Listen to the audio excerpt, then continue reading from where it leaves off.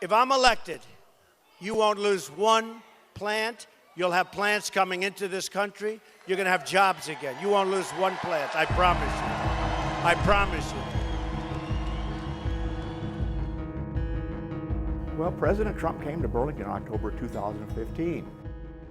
He was at the auditorium and he got up on stage and said he would be the best jobs president God ever created.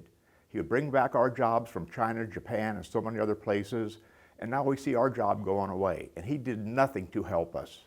And that's what really chaps me.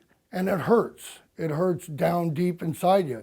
You give every day to your company and they stabbed you in the back. We had people that was working every weekend just to, provide a good product for that company. We were told multiple times that we were the most efficient, most productive plant that Siemens owned after they bought us. We were showing profits. We were doing what they asked us to do. We cut times when we machine stuff. Our shop was a custom shop. We build one turbine at a time. It wasn't, continuously the same one.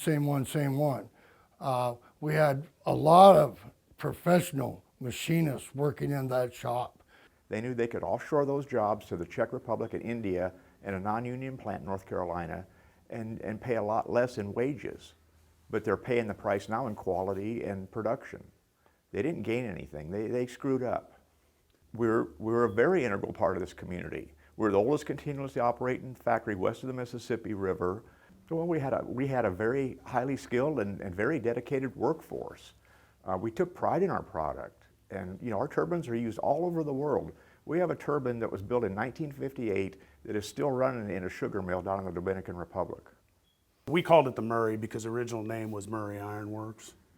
And we were like a family. We cared about each other. We had our fights and our arguments and sometimes disagreements, but we cared about each other. We want to make sure everything's okay. I miss my coworkers. They're my friends. And we always had each other's backs. And, you work at a place 20-some years, you get to be friends with the guys. And you know their kids' names, you go to their kids, you have a bond with them. And we had that. We were the Murray family, and they took it away from us.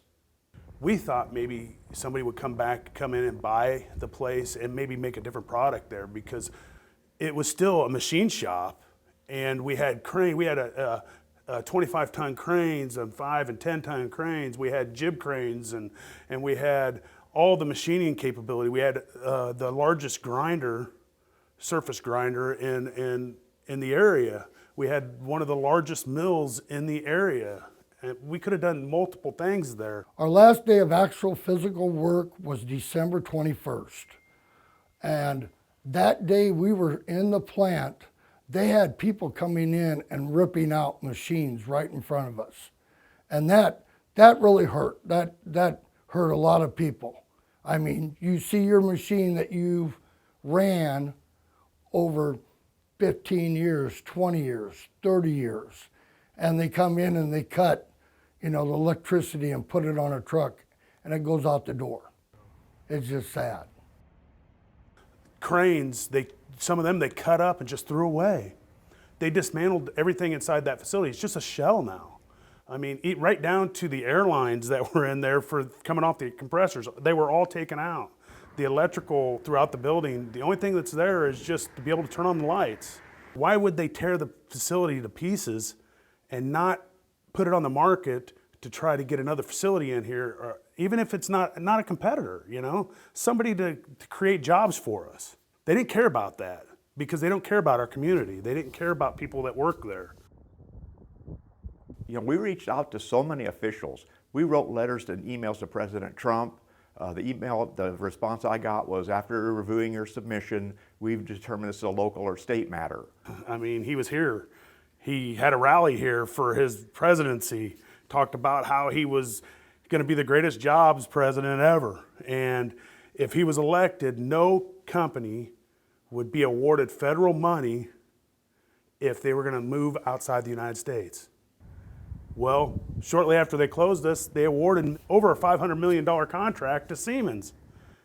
They didn't care about that. It was all just smoke and mirrors. Now it's a year of the vote.